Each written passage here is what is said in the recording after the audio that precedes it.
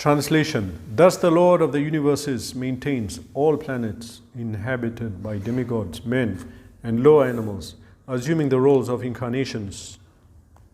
He performs pastimes to reclaim those in the mode of goodness.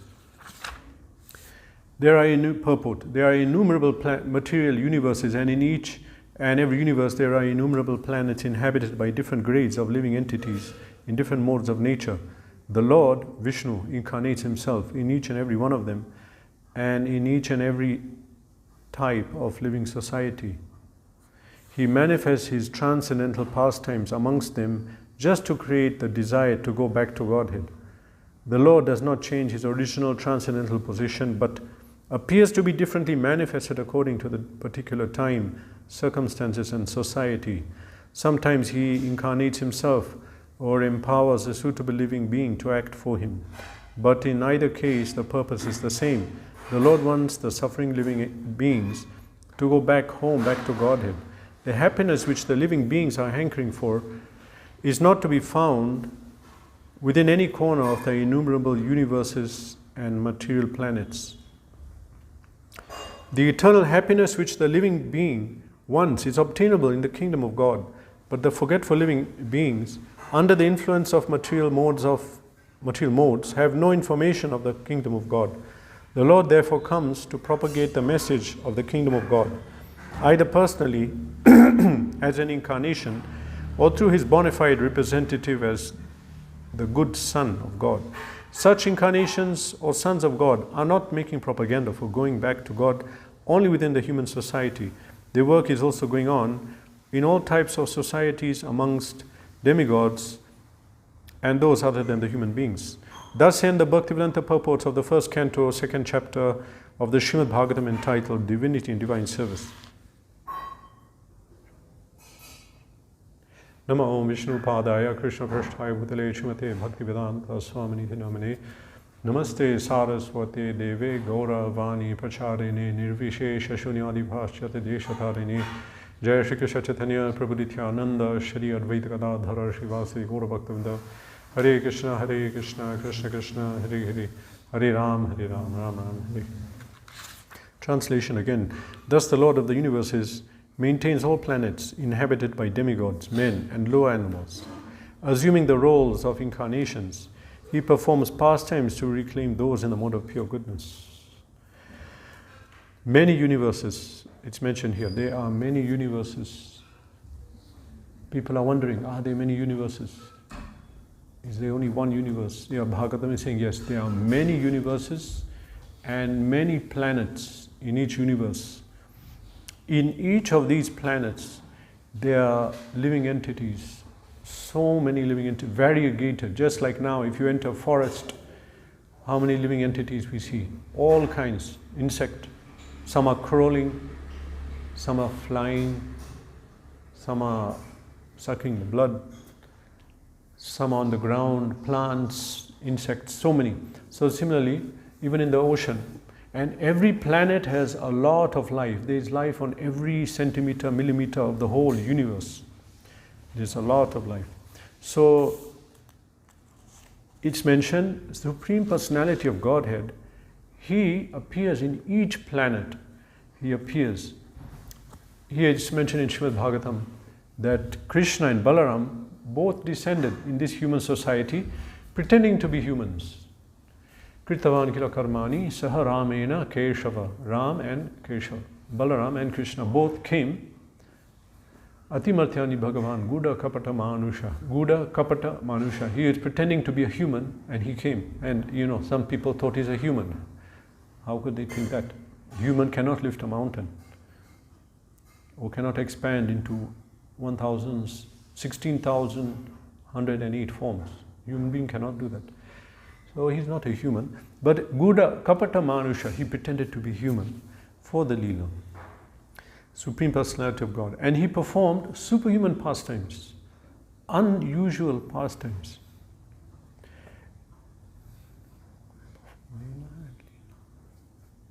So, yeah, when he performed these pastimes, we could understand this is not a normal activity. So one reaction is, it's made up.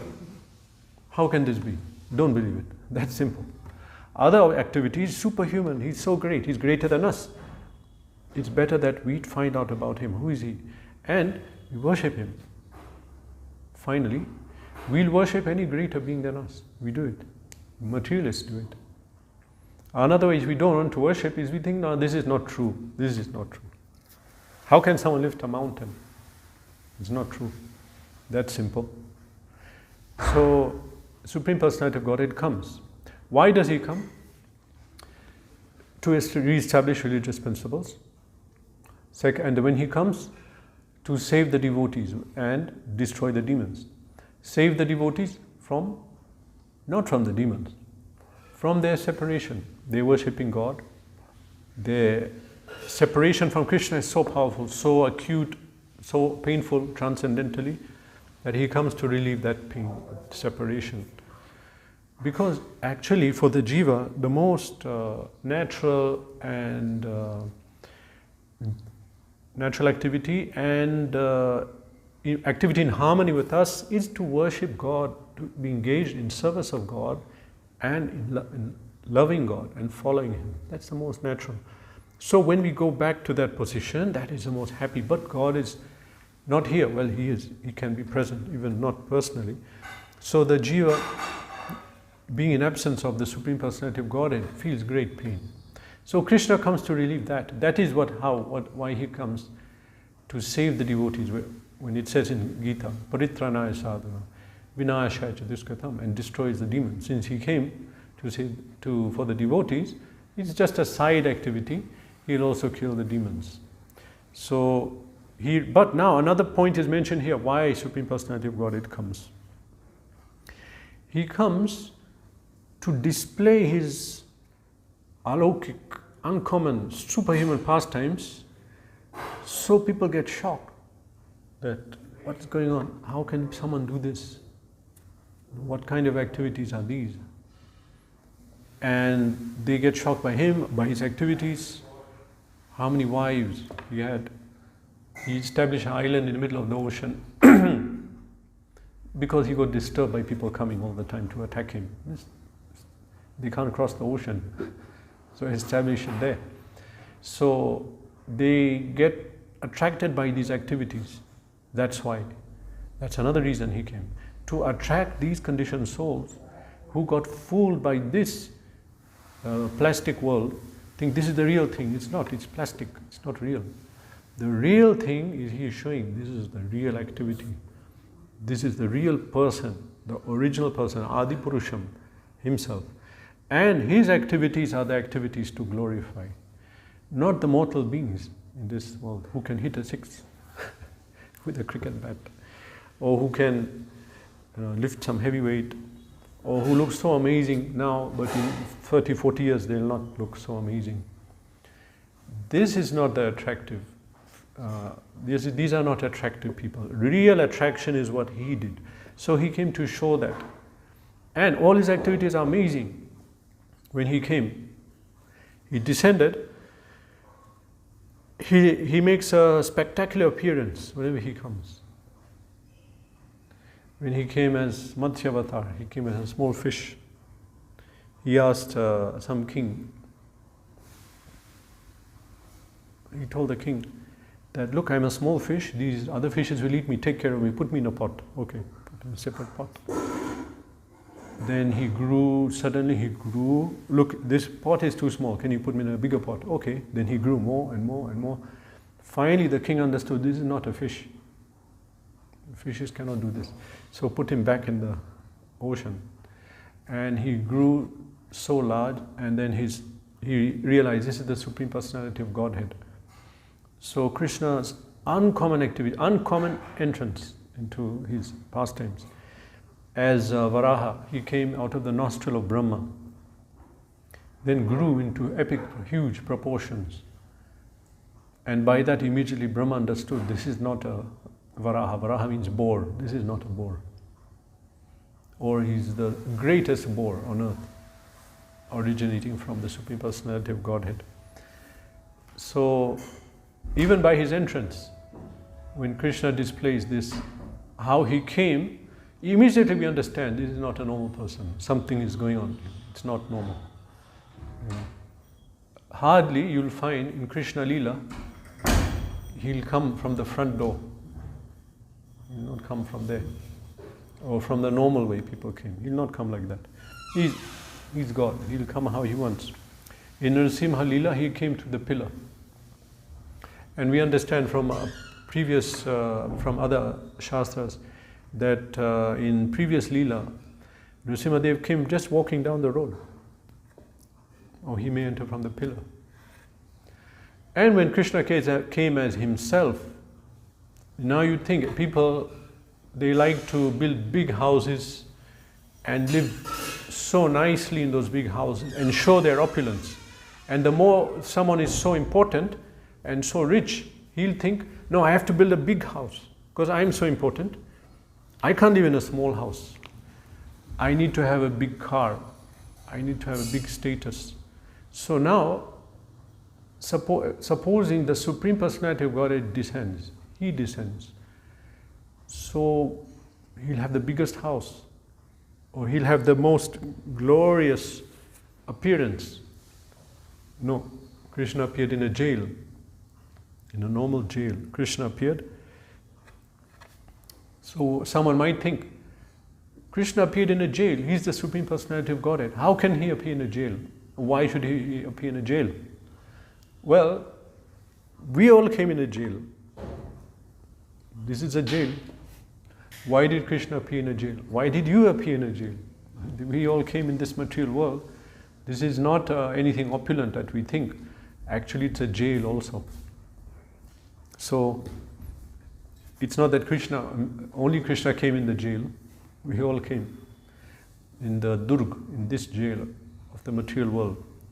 So, uncommon activities, uncommon appearances, Krishna appears to show us and to attract us. That's written here in the purport, that this is not the only reason that Krishna comes. Krishna comes in different avatars. How many? Asankhya hi avatarena. It says in 1st Canto, chapter 3. After all the list of different avatars, he says that they are unlimited avatars. Just like rivulets flowing from inexhaustible supplies of water. Now, right now, there are rivers flowing here in this country and different countries, and those rivers are flowing, but sometimes they stop flowing because there's no water. But here it's mentioned in this verse, 1:3:26, chapter 1, text, Canto 1, chapter 3, text 26. It's mentioned that the avatars of Krishna are like rivulets flowing from inexhaustible supplies of water. Inexhaustible. Because if the water is inexhaustible, the water will keep flowing. So the water keeps flowing. So in this way, it says that yatha vidasina kulya sarasasyu sahasrashaha. Unlimited rivulets from water which will never be exhausted. Another avatar, another, the avatars keep coming. Avatars of Krishna are unlimited. Asankhya hi. Avatarera hi asankhya. It says unlimited. That's given here. So that's mentioned elsewhere. Before the avatar started, Krishna told, Brahma realized Krishna and prayed in his Brahma Samhita. And he said that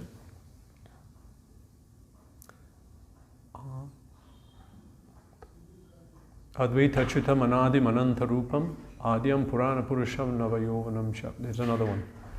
Ramadi Murtisho Kala Niyamena Tishtan Nana Avataram Akarod Bhuvaneshu Kintu Krishna Swayam Samabhavat Samapuman Paramapuman Yo.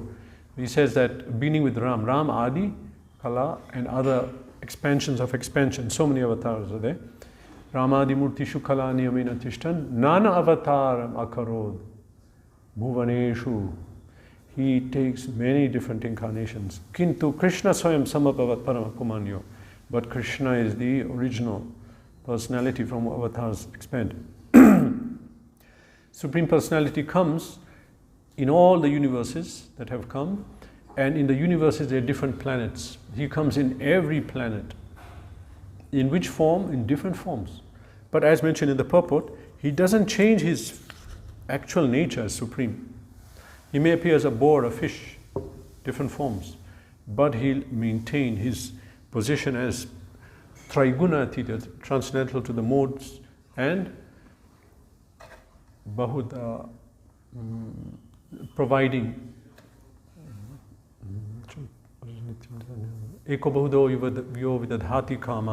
He's still providing for the whole creation.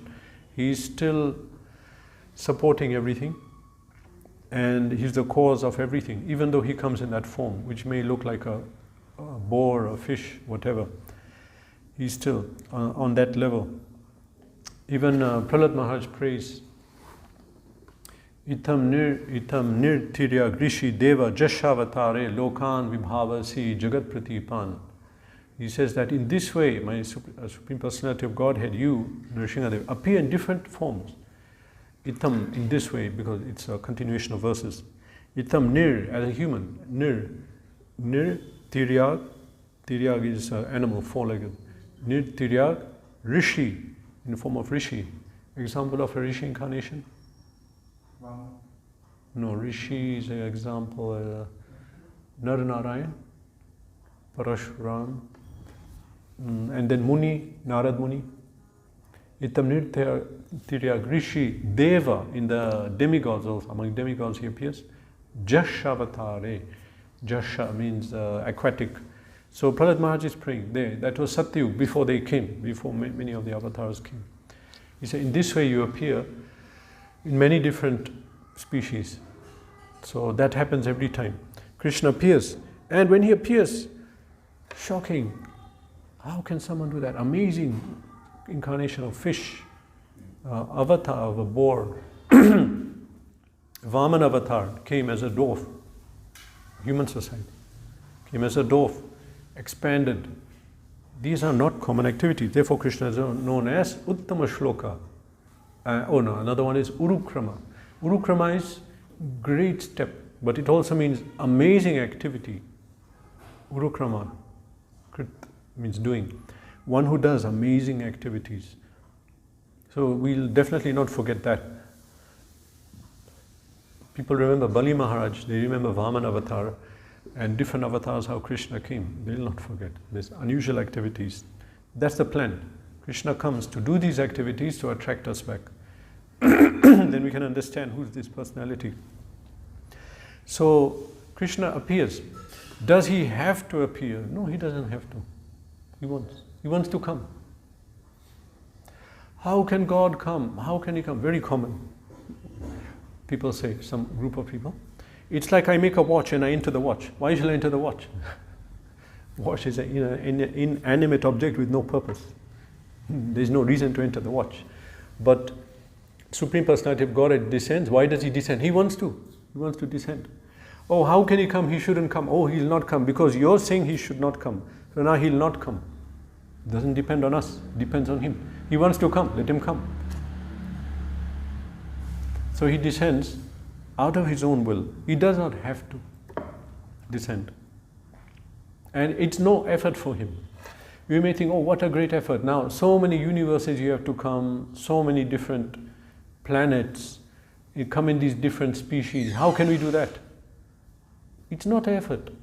Once someone told Bhaktisiddhanta Saraswati Thakur that, look, you're building, you build 64 months around India. That's difficult. Yes, yes. So, but Rupa Goswami says, Atyahara prayasascha. This thing, 6 things which destroy bhakti, but so much effort you did. Isn't it better just to do bhakti? It's a great effort to build temples. He said, it's a great effort, not for me. It depends on the person. For me to build the temple is not a big thing. For me to build 64 temples is not a big thing. So, it's not effort for Krishna. Swabhavik jnana balakriya. Swabhavik. Automatically things happen. He wills, it happens. Swabhaviki jnana bala kriya. The knowledge comes, or the desire comes to do it, jnana bala, the energy to do it, and the activity, it happens automatically. automatic. He doesn't have to will and think about anything different. So it's not an effort. In the verse, it says here that assuming roles of incarnations, he performs pastimes. Why? To reclaim those in the modes of pure goodness. Pure goodness. Shuddha sattva. That means transcendental. Goodness is contaminated, but a devotee is in the form of pure goodness.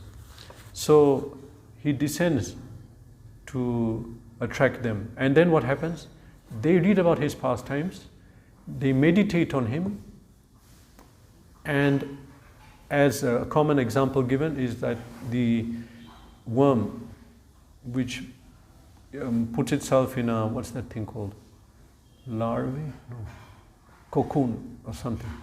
And meditates on becoming butterfly and becomes a butterfly. And it becomes a beautiful butterfly. So in the same way, Krishna performs his pastimes. Devotees discuss it, they hear it, they meditate on it, and then they enter the pastime. The next slide. They enter the pastime, and then they're in the association of Krishna.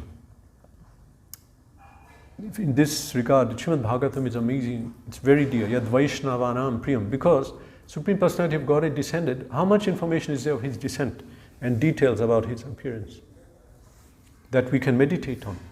Not a lot. Not in the Puranas. Not much. There it's Padma Purana. Some it's there. Some Samhitas.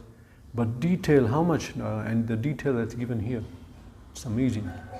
For example, the pastimes of Varaha. When Varaha was fighting with Hiranyaksha.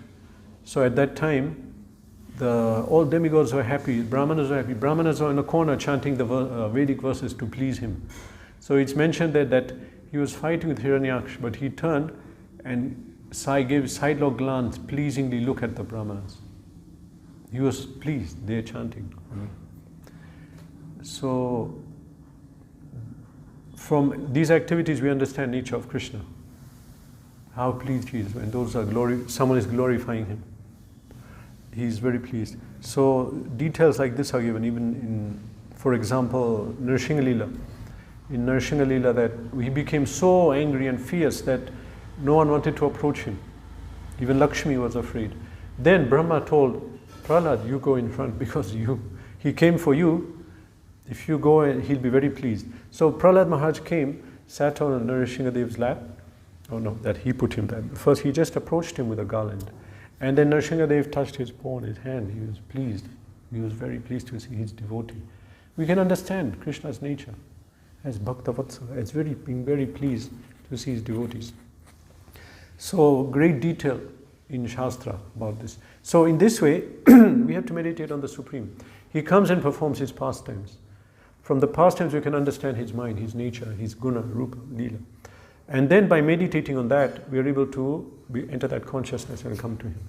So in this regard, Srimad Bhagavatam is so important. If we read it, we understand these details, we understand nature of God and become attracted. People are attracted to different personalities in this world. Generally speaking, people want and have to be attracted. There was a study done in the West, especially now, that so many kids are entering gangs, harmful gangs. And then to enter the gang, they have some kind of ceremony which is nonsensical. And some are fatal. People die, drink this, do that, you know. And they have girl gangs, boy gangs, from young age, very harmful. So they're saying, why are kids doing this? Why they do this? So then they came to one conclusion that, you see, the jiva, if you see traditional societies, they have culture, they have tradition, they're all part of something. Now they are not. Culture has broken down, there's no religion. And so these young people, they have, who am I? What am I doing here? And they want to belong to something. So they'll make a gang and they'll all wear a certain color and do certain things. And then the gangs are fighting. And that's because actually the jiva, or if you want to look at it going back, that we were all part of different groups serving Krishna in Goloka. Now having come to this material world, okay, we are part of certain societies in Varnashram. certain families, in the family they'll have the society, the clan or caste, whatever. Each has their tradition, everyone belongs there, they have certain things to do. And right now it's not like that. And there's a huge gap. So it's always a bad idea to go against Vedic injunctions. It says in the Veda that one should follow the Vedic injunction and prescribed duties as long as they're conditioned. Just in the same way, like the bull, it goes around that oil grinding machine, or sometime to make the water come up, there's a machine where the bull goes round and then it operates a yantra which does the task. So the bull, it has to go round. There is no option. That's the only way. It cannot say I'll go straight or left because it's tied to that. So similarly, the jivas, we are tied to these Vedic injunctions. We must follow. And if we think we will not follow, then suffering comes. And then the society will morph into something different we don't like. So by studying, hearing about Supreme Personality of Godhead's Lilas and pastimes, then the desire weakens to come to Him. Supreme Personality of Godhead, He may not come Himself. He may do whatever He wants to through an empowered jiva, Shakti Avesha Avatar. In the same way, also, the jivas get attracted to that personality because in Him is energy of Krishna. So Krishna's energy incarnates in that personality. And Krishna, He becomes attractive. Then everyone wants to follow and serve Him, and that's more pleasing to Krishna. Mad bhakta puja bhyadika, Krishna says. Adhik, more than my worship is, mad bhakta puja is more than that, is more than Him. What's that other one? Devotee is more worshipful than me. I quoted to you once. No, there's another. So there are verses where Krishna says, my devotee is more worshipable than me. Of course, there it is in that verse by Lord Shiva, Aradhanam Sarvesham Vishnu Aradhanam Param Tasmat Parataram Devi Tadyanam Samarchanam. The highest worship is worship of Vishnu, higher than that is worship of the devotee. So, Krishna may not come, He may send His devotee, but it's the same effect. He is carrying Krishna's empowerment, mercy. He's the form of the mercy. And so, people worship Him and follow Him, and that's also great, and Krishna is happy about that. But the purpose is the same, that the Lord wants suffering living entities to come back. He will come, He will perform pastimes, or there will be pastimes performed by these representatives, and they are also amazing. Now, sometimes there's a saying, familiarity breeds contempt. I heard once a sannyasi in Gaudiya Math, he was Puri Maharaj, who the last, I think the last sannyasi of Prabhupada's, of Bhaktisiddhanta Saraswati Thakur's, who he gave Diksha to, the last sannyasi. He was speaking in 2008 or 9 in Vrindavan, then he left his body. And he was speaking about Prabhupada. In Prabhupada Disappearance Day, they put a pandal near where is now Krishna Balram Hall. Is it? No, I think they call it Balram Hall, where they have lectures. Anyway, the old Prasadam Hall in Vrindavan. So there he was speaking, and he said that when Srila Prabhupada came to us, we didn't receive him well. Not that we received him badly, but we didn't see him as anything special. But he said then, if he were to come now to our mat, we will glorify and worship him as a representative of Krishna. I'm paraphrasing. So now we can see that familiarity breeds contempt. There were people in personal association of Prabhupada, or they could not see what is his nature. But after he left, now there's in hindsight, after everything, we're observing, how can someone do that? This was amazing. What did he do? Now we understand this is Supreme Personality of Godhead's representative. So just like Krishna performs uncommon pastime, his devotee will come and do the same. Then we'll understand this is not a normal activity. But we shouldn't just take that as someone being representative of Krishna, because then anyone can do some seemingly unusual activity and fool people. But actually Prabhupada's appearance was predicted in Shastra, so many Shastras, then we can understand. Not only in our Sampradaya, in other Sampradayas. So then we can understand, even representative of God, when he descends, he also performed these pastimes and attracts the living entities. So that everyone wants to say, okay, I want to join his movement. I want to serve his mission. How can someone change people who are not changeable? People just wash their hands off. Okay, we cannot do this. We are trying to rectify these people. Just let them rot, in the anarthas. And then a person comes from another country in that country and turns them into lovers of God. As the priest said, we can't understand that these people who are not coming to our church have become mad after God. How is that? Same place of worship, in the same neighborhood, was empty. Then Prabhupada and his followers took it over and started worship. Same temple becomes full, same church.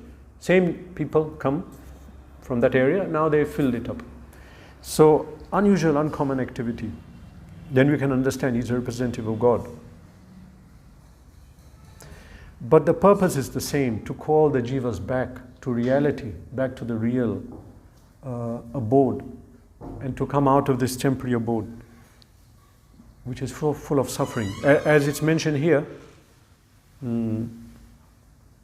he comes to show them here that the happiness which living beings are hankering for is not to be found within any corner of the innumerable universes and material planets. The eternal happiness which the living being wants is obtainable in the kingdom of God. But the forgetful living beings under influence of material modes have no information of the kingdom of God. So the Lord comes to propagate the message of the kingdom of God. You see, we have misunderstanding that if I go to another country or if I change my job, I'll be happy. So many Indians now shifted to Australia. Every year they're saying, I don't know how true it is. Every year 1 lakh Indians give up their passport and shift to other countries. Actually, lots of them in Canada. At least 1 million in UK, 10 lakh. East Africa. Maybe more than India. Indians are outside India. So many all over the place. What are they thinking? We'll find happier life there, they're thinking. Some will change their country. Some will change their job. I have to change my job. I have to learn, now I learn data science, do a course in that. Then I'll be happy. Or some other thing.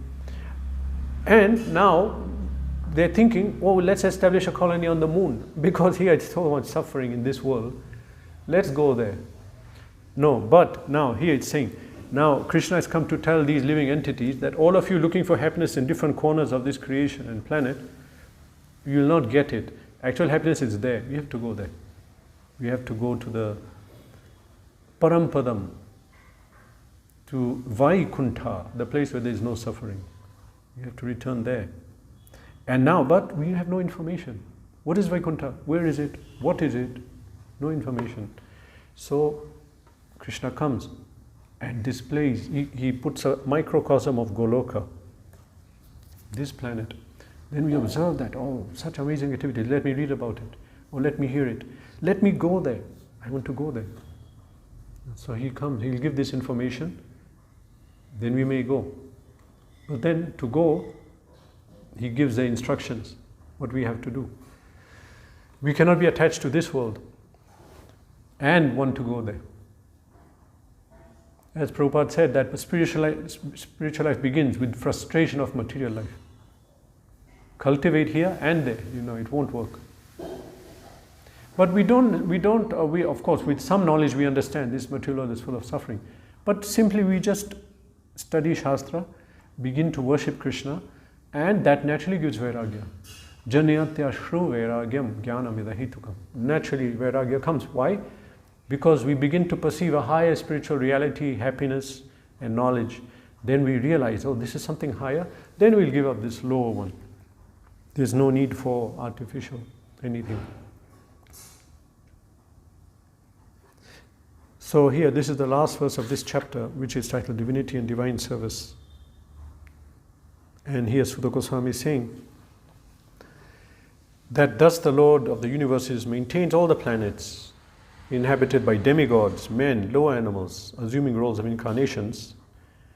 He performs pastimes to reclaim those in the mode of pure goodness.